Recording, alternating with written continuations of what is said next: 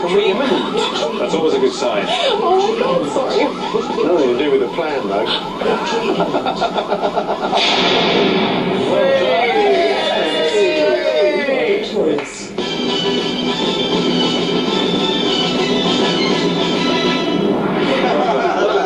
Right down there at the front. Thank you very much. Fantastic! You Well done, Governor. Bravo. Well done. Thanks, So Phil. congratulations. Flowers for everybody. No. I had 27 men left. I don't know how many I had. So how did that happen? I'm exhausted. That was quite. Was that a good plan, well executed? I think we let the experts decide. I got a bit confused at the beginning, and as a result, I lost a lot of men very quickly. But luckily, the archers kind of did the job. We didn't really look after you in the beginning. You guys were a bit on your own, I think. I think we let you down.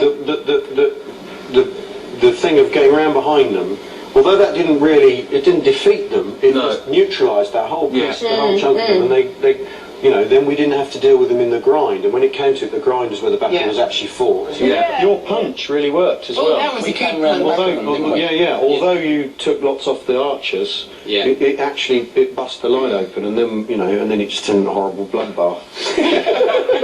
All right, let's see what our experts, Mark and Alec, thought of your performance.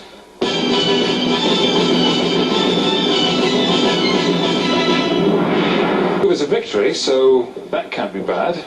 Yeah, the way you judge a general, is to ask this question: would I want my son or daughter to serve under that general? and you guys did manage to massacre a lot of the other side, and a lot of the people who came here to help you guys win are not going to go home.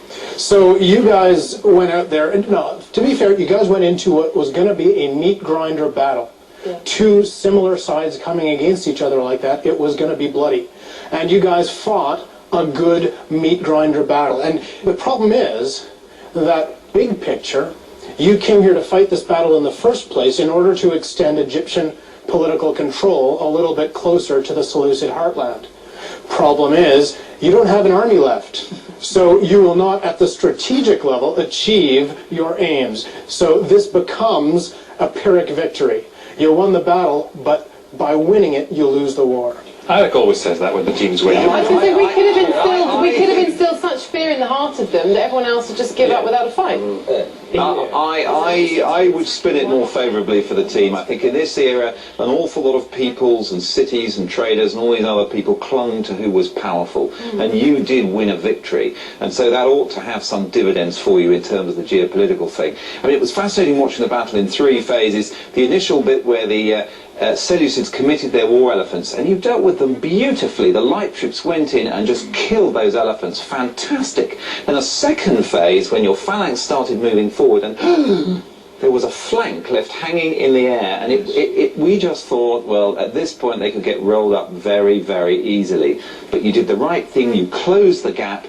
And then my peachiest moment, I think, I was absolutely rooting for you, when you got those elephants to go into the rear of that engaged Seleucid phalanx. You just think, ooh, 3 tons of African elephant coming up the back of your phalanx. It was a really beautiful move. And of course, they just melted away. They were running for home and pleading for mama at that point. Now, your initial plan frightened the hell out of me, because you were going to come in with this big beer gut formation, and this big bowed formation with every single phalanx exposing its flanks. And then when you actually went out on the field to implement it, you didn't do it. Was that because you suddenly got a brainwave that would be really bad?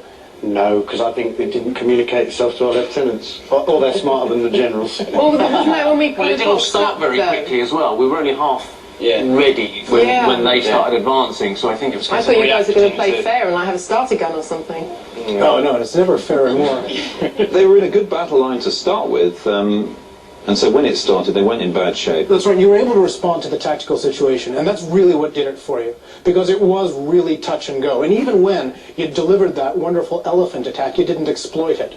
The elephants all died, and it took a long time for that hole to appear in the enemy ranks. So what really did it for you guys, and this is down to the lieutenants, was that they actually managed to maintain their awareness of what was going on their own corners of the battlefield, and that qualified leadership at the junior level here is what really won it for you guys, not the big brains at the It top. paid dividends because in the last phase of the battle it degenerated into a series of small level actions.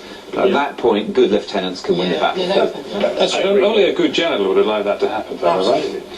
Al said at the beginning he wanted to fight 3 battles at once. Yeah. And the only way you could possibly have won by fighting 3 battles at once was by letting Raji and letting Ricky fight their own war. And you did it, and that allowed you to win. All right, let's have a look at what really happened. Can you demonstrate? Can.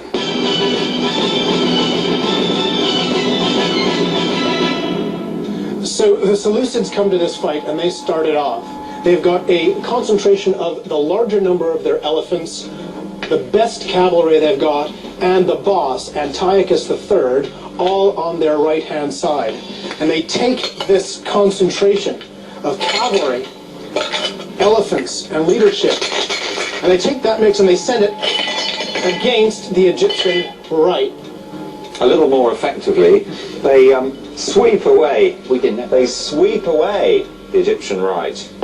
But they do that thing that cavalry sometimes do. They keep going.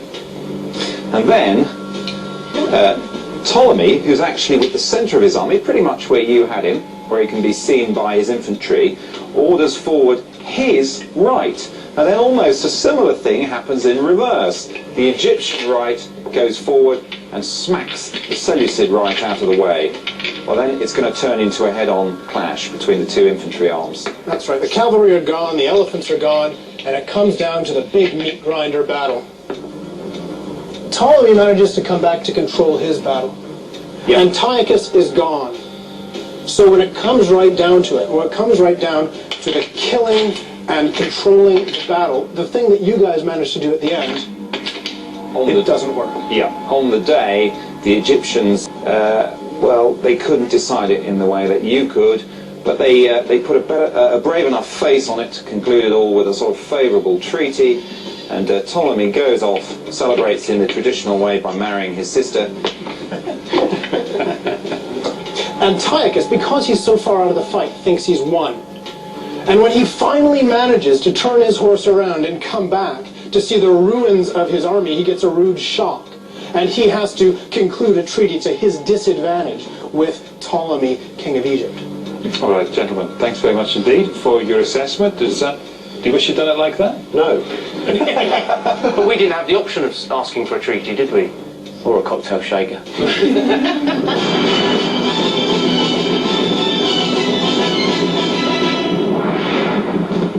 After the real battle, the Seleucid general Antiochus retreated to his own kingdom, but Ptolemy's victory had little lasting effect in the region. In 198 BC, in the Battle of Paneas, Antiochus defeated the Egyptian army and the region became part of the Seleucid kingdom, never again to be retrieved by the Egyptians. Well, thanks for playing. We'll see you at the battles. Thank you Lovely. very much. Thank you very much. Well done. Cheers. Thank you. Thank you very much.